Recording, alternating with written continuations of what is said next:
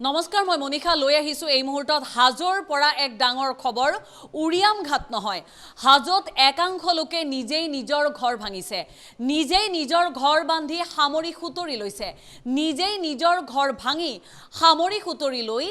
গাড়ীত উঠাই বস্তু বাহানি অন্য ঠাইলৈকে বুলি প্ৰেৰণ কৰিছে এই দৃশ্য হাজোৰ আমি পুনে পুনে হাজোৰ সেই দৃশ্যলৈ যাব বিচাৰিছো হাজোৰ সেই দৃশ্য আপোনালোকক দেখুৱাবলৈ বিচাৰিছো এয়া হাজোৰ দৃশ্য যিটো সময়ত ৰাজ্যজুৰি উৰিয়াম ঘাটৰ উচ্ছেদ অভিযানক কেন্দ্ৰ কৰি বিভিন্ন আলোচনা বিলোচনা চলি আছে তেনে সময়ছোৱাতে হাজোৰ পৰা আহিছে এই শেহতীয়া খবৰ এই শেহতীয়া আপডেট এই শেহতীয়া ভিজুৱেল এই ভিজুৱেলবোৰলৈ মন কৰক এনেকৈ মানুহে মানুহৰ নিজৰ ঘৰবোৰ ভাঙিছে এনেকৈ আলাই আথানিকৈ এৰি থৈ গৈছে নিজৰ পাকঘৰখন নিজৰ হেপাহৰ চৌকাটো কিয়নো এয়া এক বনাঞ্চলৰ দৃশ্য এয়া এক চৰকাৰী ভূমি এই চৰকাৰী ভূমিতেই একাংশ লোকে নিজৰ ঘৰ সাজিছিল ব্যৱসায়িকভাৱে লাভান্বিত হ'ব পৰা বিভিন্ন গছ-গছনি ৰোপণ কৰিছিল ব্যৱসায়িক প্ৰতিষ্ঠান পৰ্যন্ত নিৰ্মাণ কৰিছিল চৰকাৰৰ জাননীৰ পাছতেই এতিয়া অসম চৰকাৰৰ সেই আহ্বানৰ প্ৰতি সঁহাৰি জনাই নিজেই নিজৰ ঘৰ ভাঙি অন্য ঠাইলৈকে যাবলৈ বুলি ৰাওনা হৈছে হাজোৰ এই সকল লোক আমি পুনৰবাৰ কৈছো এয়া উৰিয়াম ঘাটৰ দৃশ্য নহয় এয়া হাজোৰ দৃশ্য হাজোৰ এই দৃশ্যলৈকে মন কৰক কিয়নো নিজেই নিজৰ ঘৰ ভাঙিছে একাংশ লোকে নিজৰ ঘৰ ভঙাৰ আঁৰত আছে উচ্ছেদৰ ভয় বুলডোজাৰৰ সেই ভয়াবহ শব্দৰ ভয় যাতে বুলডোজাৰে ঘৰখন মহতিয়াই নিব নোৱাৰে যাতে বুলডোজাৰে নিজে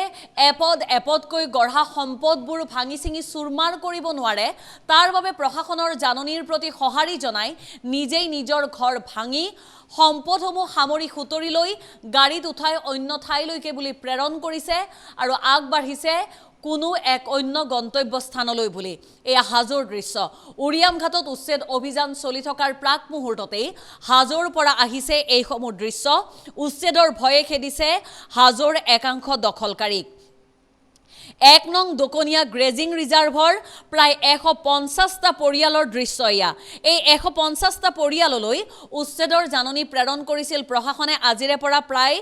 এটা মাহ পূৰ্বে কিন্তু মানুহখিনিয়ে এটা আশাত বন্দী হৈ আছিল হয়তো পূৰ্বৰ দৰে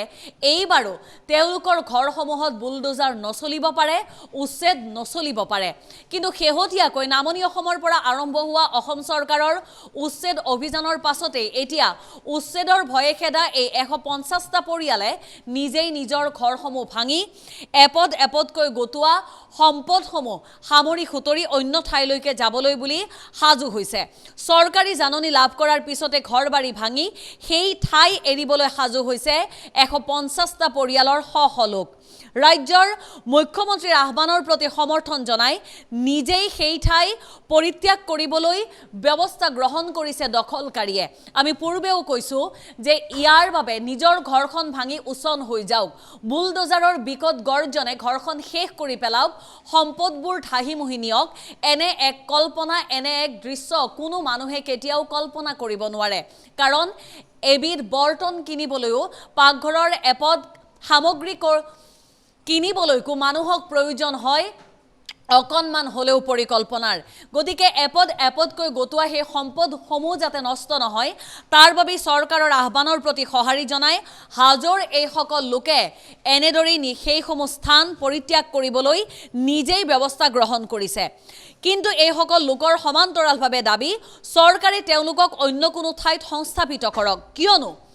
নদীৰ গৰাখহনীয়াৰ ফলত নদীয়ে ভঙা মানুহ এওঁলোক বুলি দাবী কৰিছে তেওঁলোকে গৰাখহনীয়াৰ ফলত ঘৰবাৰী উচন হৈছিল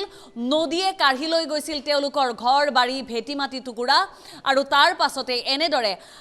ইঠাইৰ পৰা সিঠাইলৈ প্ৰব্ৰজিতৰ দৰে তেওঁলোকৰ জীৱন নিৰ্বাহ কৰিবলগীয়া হৈছে তেওঁলোকৰ সন্তানৰ ভৱিষ্যতৰ কোনো সুনিশ্চিত তেওঁলোকে কৰিব পৰা নাই যিহেতু চৰকাৰৰ আহ্বানৰ প্ৰতি সমৰ্থন জনাই তেওঁলোকে এই স্থান নিজেই পৰিত্যাগ কৰিছে গতিকে তেওঁলোকৰ চৰকাৰৰ প্ৰতি আহ্বান কোনো ঠাইত তেওঁলোকক সংস্থাপন দিয়া হোক যাতে তেওঁলোকে অন্তত তেওঁলোকৰ সন্তানৰ বা ভৱিষ্যতৰ এক সুনিশ্চিত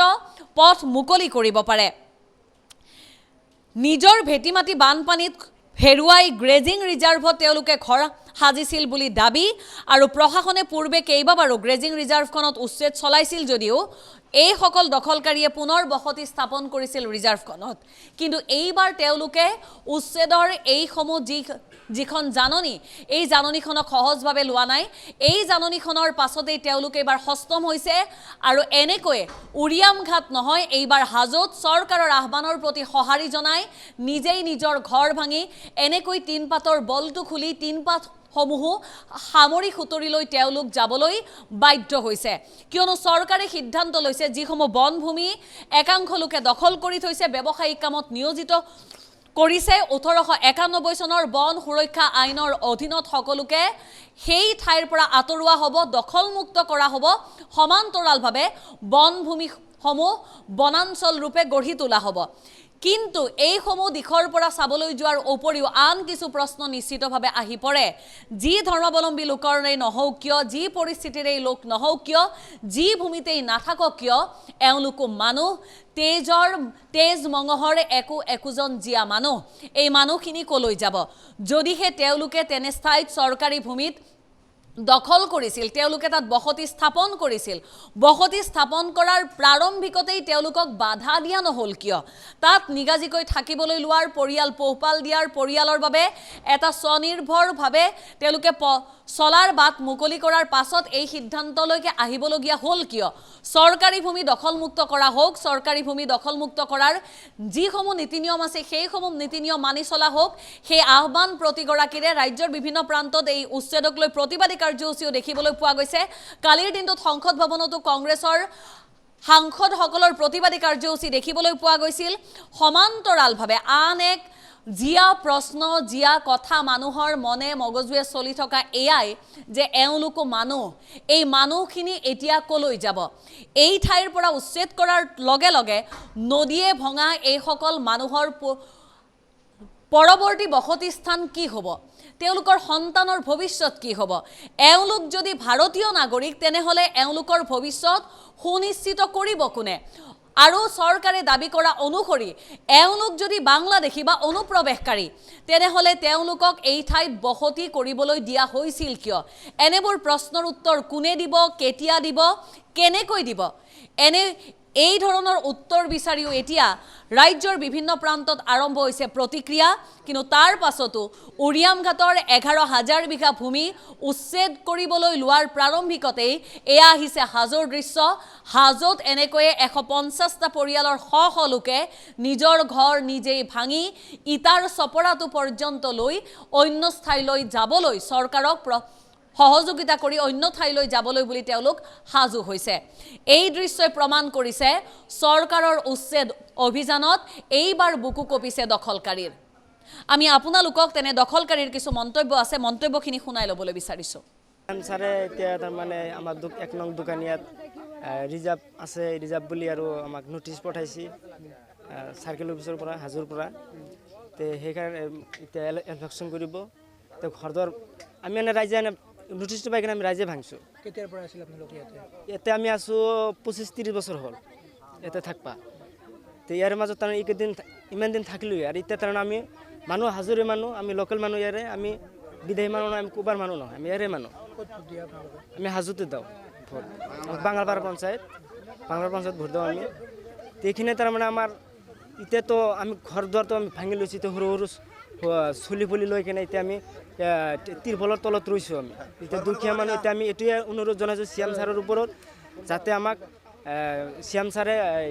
আকৌ সংস্থাপন দিয়ে এতিয়া ক'ত দিব এতিয়া যিটোৱে দিয়ে তেতিয়া তাতে আমি যাম চিএম ছাৰৰ কাষত এইটোৱে আমাৰ অনুৰোধ আমি দুখীয়া মানুহ যাতে আমাক চিএম ছাৰে আমাক কিবা এটা সহায় কৰে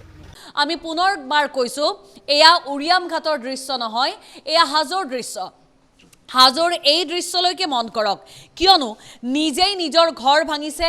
একাংশ লোকে নিজৰ ঘৰ ভঙাৰ আঁৰত আছে উচ্ছেদৰ ভয় বুলডোজাৰৰ সেই ভয়াৱহ শব্দৰ ভয় যাতে বুলডোজাৰে ঘৰখন মহতিয়াই নিব নোৱাৰে যাতে বুলডোজাৰে নিজে এপদকৈ গঢ়া সম্পদবোৰ ভাঙি চিঙি চুৰমাৰ কৰিব নোৱাৰে তাৰ বাবে প্ৰশাসনৰ জাননীৰ প্ৰতি সঁহাৰি জনাই নিজেই নিজৰ ঘৰ ভাঙি সম্পদসমূহ সামৰি খুতৰি লৈ গাড়ীত উঠাই অন্য ঠাইলৈকে বুলি প্ৰেৰণ কৰিছে আৰু আগবাঢ়িছে কোনো এক অন্য গন্তব্যস্থানলৈ বুলি। এয়া হাজোৰ দৃশ্য। উৰিয়াম ঘাটত উচ্ছেদ অভিযান চলি থকাৰ প্ৰাক মুহূৰ্ততেই হাজোৰ পৰা আহিছে এইসমূহ দৃশ্য। উচ্ছেদৰ ভয়ে খেদিছে হাজোৰ একাংশ দখলকাৰীক। 1 নং দোকনীয়া গ্ৰেজিং ৰিজাৰ্ভৰ প্ৰায় 150টা পৰিয়ালৰ দৃশ্য এয়া। এই 150টা পৰিয়াললৈ উচ্ছেদৰ জাননী প্ৰেৰণ কৰিছিল প্ৰশাসনে আজিৰে পৰা প্ৰায় এটা মাহ পূৰ্বে। কিন্তু মানুহখিনিয়ে এটা আশাত বন্দী হৈ আছিল, হয়তো পূৰ্বৰ দৰে এইবাৰো তেওঁলোকৰ ঘৰসমূহত বুলডোজাৰ নচলিব পাৰে, উচ্ছেদ নচলিব পাৰে। কিন্তু শেহতীয়াকৈ নামনি অসমৰ পৰা আৰম্ভ হোৱা অসম চৰকাৰৰ উচ্ছেদ অভিযানৰ পাছতেই এতিয়া উচ্ছেদৰ ভয়ে খেদা এই 150টা পৰিয়ালে নিজেই নিজৰ ঘৰসমূহ ভাঙি এপদ এপদকৈ গোটোৱা সম্পদসমূহ সামৰি সুতৰি অন্য ঠাইলৈকে যাবলৈ বুলি সাজু হৈছে। চৰকাৰী জাননী লাভ কৰাৰ পিছতে ঘৰ বাৰী ভাঙি সেই ঠাই এৰিবলৈ সাজু হৈছে 150টা পৰিয়ালৰ শ শ লোক। ৰাজ্যৰ মুখ্যমন্ত্ৰীৰ আহ্বানৰ প্ৰতি সমৰ্থন জনাই নিজেই সেই ঠাই পৰিত্যাগ কৰিবলৈ ব্যৱস্থা গ্ৰহণ কৰিছে দখলকাৰীয়ে। আমি পূৰ্বেও কৈছোঁ যে ইয়াৰ বাবে নিজৰ ঘৰখন ভাঙি উচন হৈ যাওক, বুলডোজাৰৰ বিকট গৰ্জনে ঘৰখন শেষ কৰি পেলাওক, সম্পদবোৰ ধাহিমুহি নিয়ক। এনে এক কল্পনা, এনে এক দৃশ্য কোনো মানুহে কেতিয়াও কল্পনা কৰিব নোৱাৰে। কাৰণ এবিধ বৰ্তন কিনিবলৈও, পাকঘৰৰ এপদ সামগ্ৰী কিনিবলৈকো মানুহক প্ৰয়োজন হয় অকণমান হ'লেও পৰিকল্পনাৰ। গতিকে এপদ এপদকৈ গোটোৱা সেই সম্পদসমূহ যাতে নষ্ট নহয়, তাৰ বাবে চৰকাৰৰ আহ্বানৰ প্ৰতি সঁহাৰি জনাই হাজোৰ এইসকল লোকে এনেদৰেই সেইসমূহ স্থান পৰিত্যাগ কৰিবলৈ নিজেই ব্যৱস্থা গ্ৰহণ কৰিছে। কিন্তু এইসকল লোকৰ সমান্তৰালভাৱে দাবী, চৰকাৰে তেওঁলোকক অন্য কোনো ঠাইত সংস্থাপিত কৰক। কিয়নো নদীৰ গৰাখহনীয়াৰ ফলত নদীয়ে ভঙা মানুহ এওঁলোক বুলি দাবী কৰিছে তেওঁলোকে। গৰাখহনীয়াৰ ফলত ঘৰ বাৰী উচন হৈছিল, নদীয়ে কাঢ়ি লৈ গৈছিল তেওঁলোকৰ ঘৰ বাৰী, ভেটি মাটি টুকুৰা, আৰু তাৰ পাছতে এনেদৰে ইঠাইৰ পৰা সিঠাইলৈ প্ৰব্ৰজিতৰ দৰে তেওঁলোকে তেওঁলোকৰ জীৱন নিৰ্বাহ কৰিবলগীয়া হৈছে। তেওঁলোকৰ সন্তানৰ ভৱিষ্যতৰ কোনো সুনিশ্চিত তেওঁলোকে কৰিব পৰা নাই। যিহেতু চৰকাৰৰ আহ্বানৰ প্ৰতি সমৰ্থন জনাই তেওঁলোকে এইসমূহ স্থান নিজেই পৰিত্যাগ কৰিছে, গতিকে তেওঁলোকৰ চৰকাৰৰ প্ৰতি আহ্বান, কোনো ঠাইত তেওঁলোকক সংস্থাপন দিয়া হওক, যাতে তেওঁলোকে অন্ততঃ তেওঁলোকৰ সন্তানৰ বা ভৱিষ্যতৰ এক সুনিশ্চিত